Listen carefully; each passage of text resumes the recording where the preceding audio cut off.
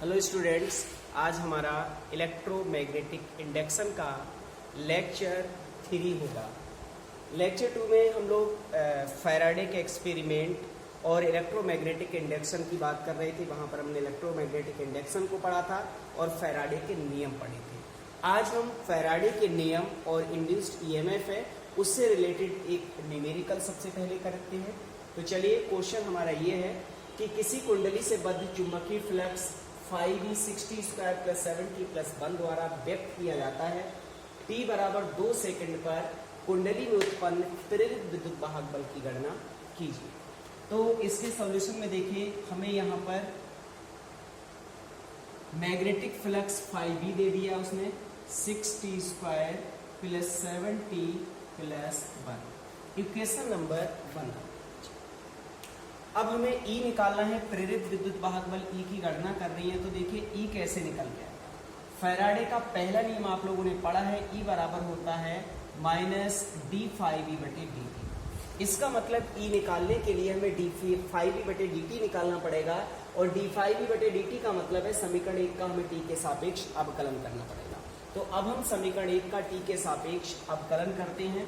तो समीकरण 1 का t के सापेक्ष अवकलन करने पर, t के सापेक्ष अवकलन करने पर डिफरेंशियल करिए। 5e का डिफरेंशियल d∅v/dt हो जाएगा। 6 नंबर है, कांस्टेंट ऐसा ही रहता है। अब t स्क्वायर का डिफरेंशियल करेंगे। डिफरेंशियल में क्या बताया था कि जो पावर होती है वो गुणा में आ जाती है और ऊपर से पावर में 1 कम हो जाता है। t स्क्वायर है तो जो 2 है वो गुणा में आ जाएंगे, और ऊपर से 1 कम करेंगे तो t की पावर बनेगी, केवल t रह जाएगा। प्लस 70 का करिए, 7 ऐसा ही रहेगा, और t का मतलब है t की पावर 1। जो पावर 1 है वो तो गुणा में आएगी, और ऊपर से 1 पावर कम कर दो। t की पावर 1 थी, वो गुणा में आ गई, 1 और कम करेंगे तो 1 माइनस 1 यानी 0। t की पावर 0 और किसी की पावर 0 होती है उसकी वैल्यू 1 होती है।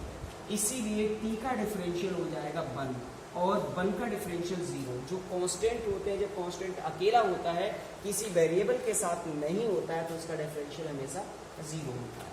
तो ये आ गया आपका 12t प्लस 7, ये d∅v/dt आ गया। लेकिन हमें निकालना है प्रेरित विद्युत वाहक बल। तो फैराडे का पहला नियम लगाएंगे, तो अतः E बराबर माइनस d∅v/dt। तो माइनस d∅v/dt की वैल्यू है 12t प्लस का 7। लेकिन ये जो हमें EMF निकालना है, इंड्यूस्ड EMF निकालना है, वो 2 सेकंड, t बराबर 2 सेकंड पर निकालना है। तो अतः यहाँ लिख दीजिए t बराबर 2 सेकंड पर, t बराबर 2 सेकंड पर E कितना हो जाएगा, या फिर यहाँ लिख दीजिए अतः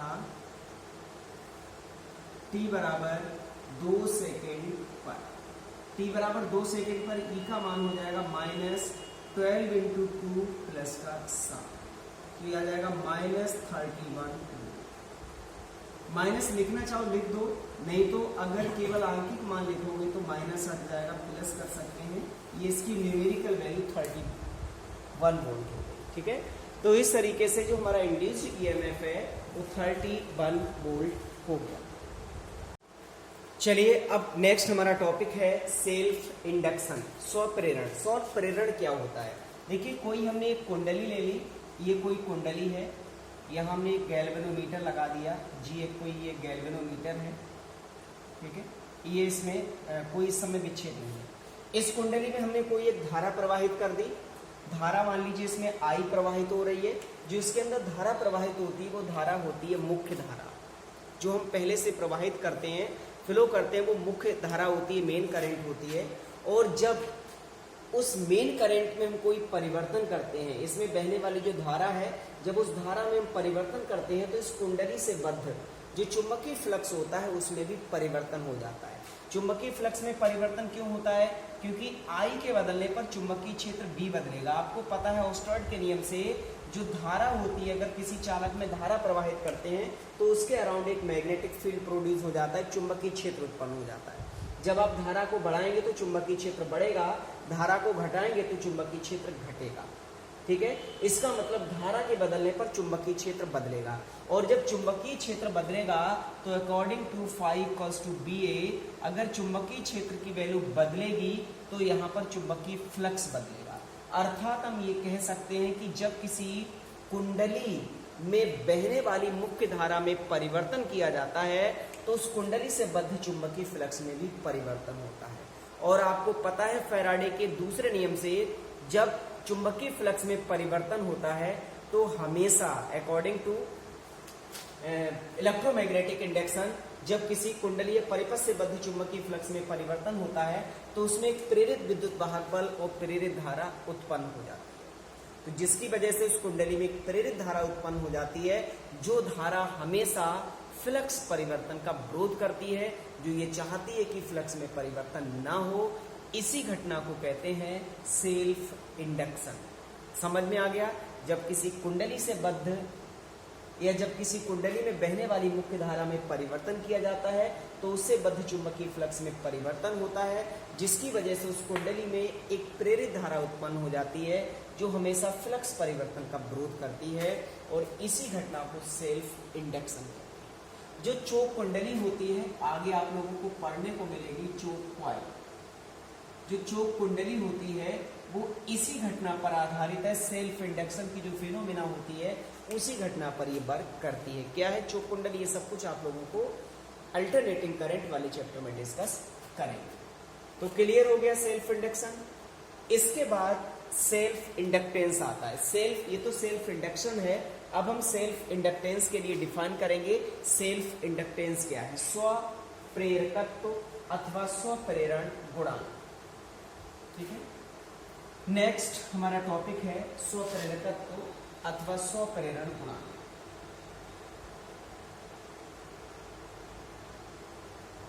स्व प्रेरकत्व अथवा स्व प्रेरण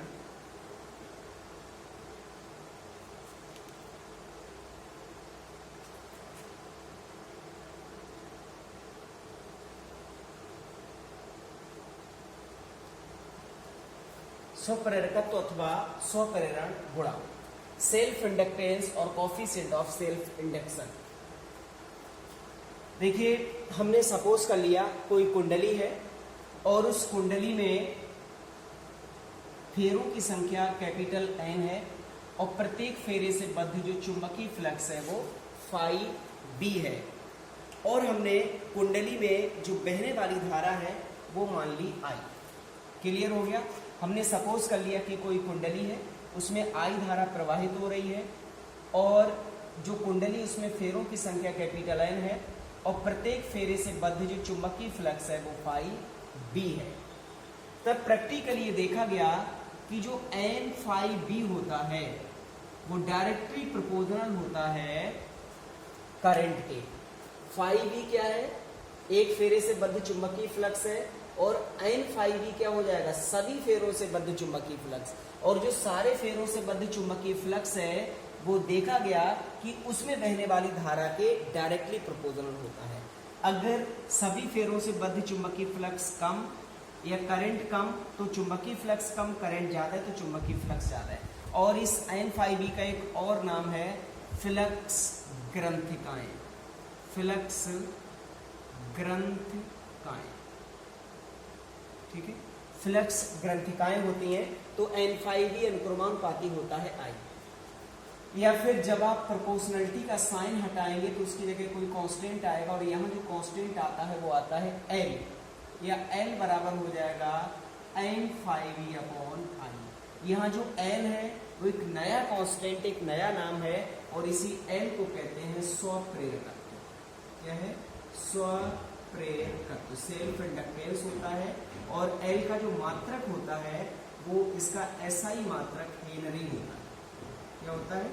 इसका SI जो यूनिट L का होता है वो हेनरी होता है। यहीं से अब हम स्वप्रेरकत्व या स्वप्रेरण गुणांक L को डिफाइन करेंगे। परिभाषा निकल के आएगी, ये देखिए। यदि अगर हम करंट के लिए 1 एम्पियर ले लें धारा 1 एम्पियर ले लें तब L बराबर क्या हो जाएगा, N∅B हो जाएगा।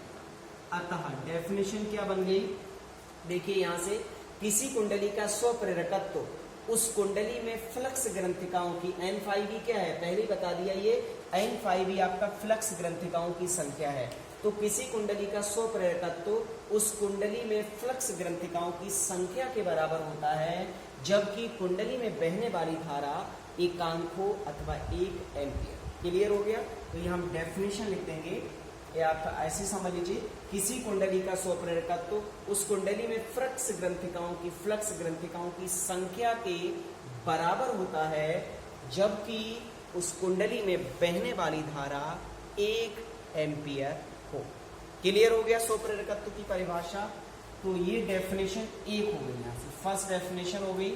यहाँ इसके हम 2 डेफिनेशन निकाल के लाएंगे, ये इसकी फर्स्ट डेफिनेशन। क्लियर हो गया। एक बार बहुत जल्दी से रिपीट कर देते हैं। हमने मान लिया कोई कुंडली है, उसमें फेरों की संख्या n है, प्रत्येक फेरे से बद्ध चुंबकीय फ्लक्स ∅B है और कुंडली में बहने वाली धारा I है। तब प्रैक्टिकली ये देखा गया कि जो N∅B होता है वो डायरेक्टली प्रोपोर्शनल होता है I के। जब प्रोपोर्शनलिटी हटाएंगे तो कांस्टेंट L आएगा, या L बराबर N∅B अपॉन I हो जाएगा। यहाँ जो L जो होता है हमारा कांस्टेंट, उसी को हम स्वप्रेरकत्व अथवा स्वप्रेरण गुणांक कहते हैं। और इसका जो SI यूनिट होता है वो हेनरी होता है। इसकी बीमा वगैरह क्या, ये सब आपको अभी डिस्कस करेंगे। अगर हम धारा को 1 एम्पियर मान लें तो L बराबर N∅B हो जाएगा। तो डेफिनेशन बन गई, किसी कुंडली का स्वप्रेरकत्व उस कुंडली में फ्लक्स ग्रंथिकाओं की संख्या के बराबर होता है, जबकि कुंडली में बहने वाली धारा 1 एम्पियर हो या एकांक। चलिए अब हम इसकी दूसरी डेफिनेशन निकालते हैं। यहाँ पर हम 2 डेफिनेशन लिखेंगे। एग्जाम में तो आप दोनों में से कोई भी एक परिभाषा लिख दें, दोनों परिभाषाएं आपको लिखने की जरूरत नहीं है। यहाँ पर न्यूमेरिकल दोनों डेफिनेशन से रिलेटेड आते हैं, इसीलिए हम आपको दोनों डेफिनेशन अपनाएंगे। एग्जाम में तो आप कोई भी एक डेफिनेशन लिख लीजिए। सेकेंड डेफिनेशन, फैराडे का दूसरा नियम लगाएं। फैराडे का फैराडे का पहला नियम है, उससे होगा फैराडे के प्रथम नियम से।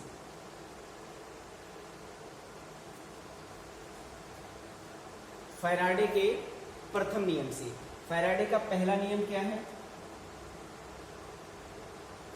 E बराबर होता है -n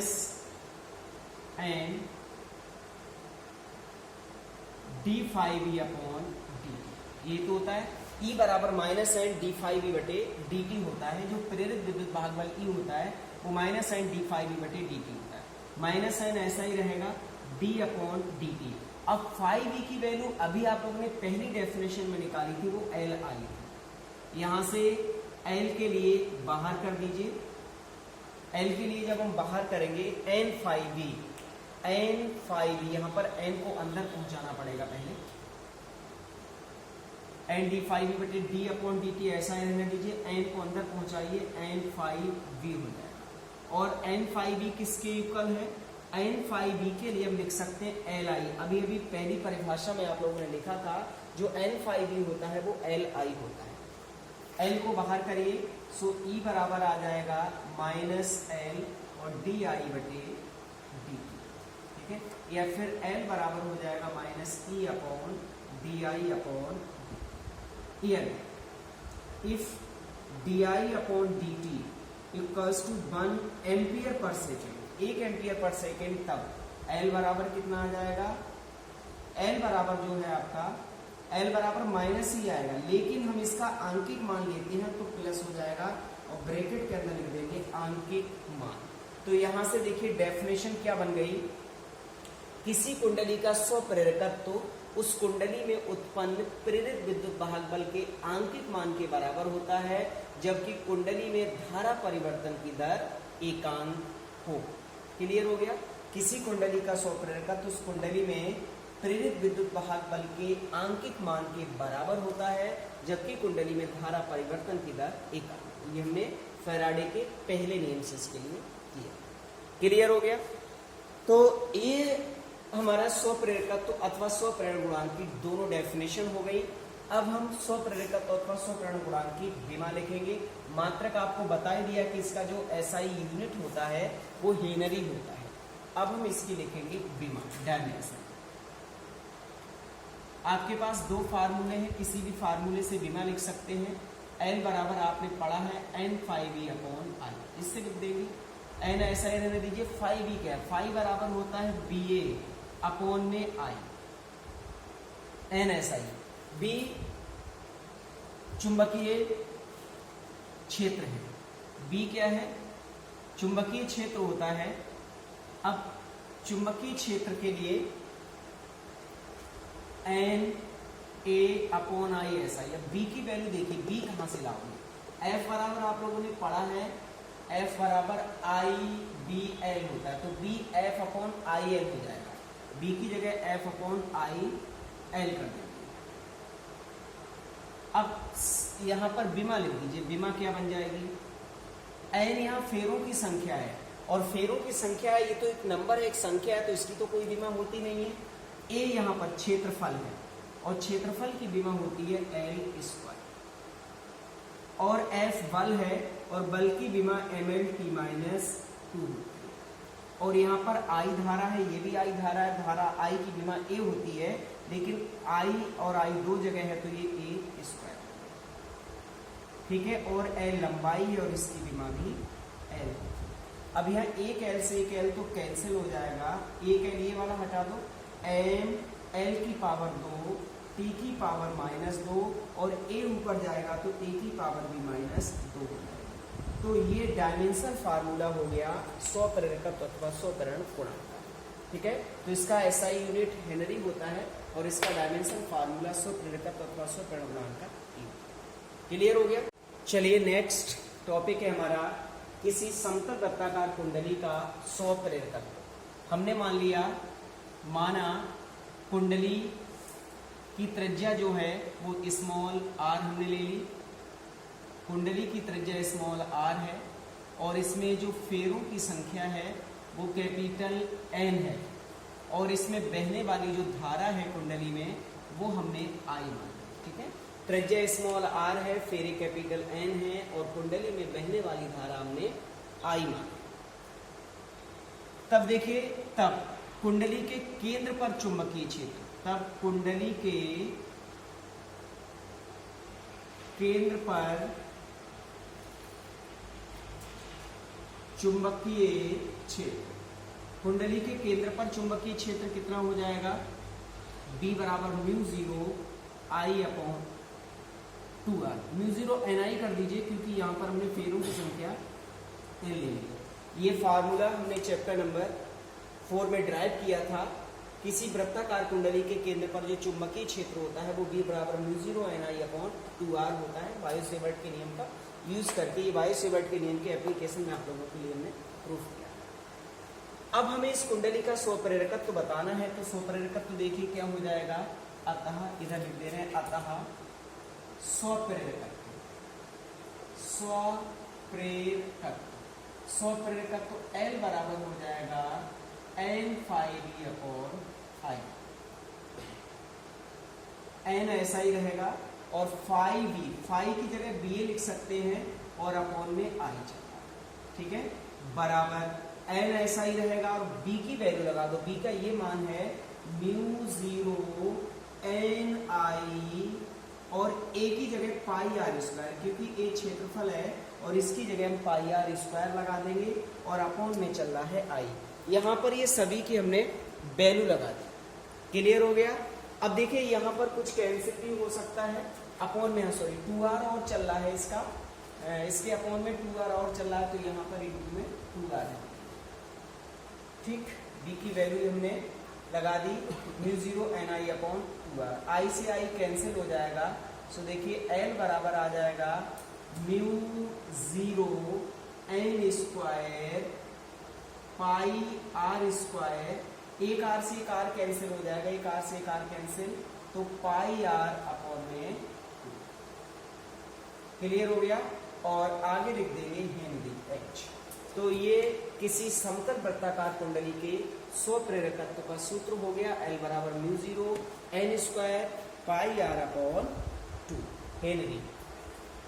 ठीक है, तो चलिए आज के लेक्चर के लिए हम यहीं पर समाप्त करते हैं।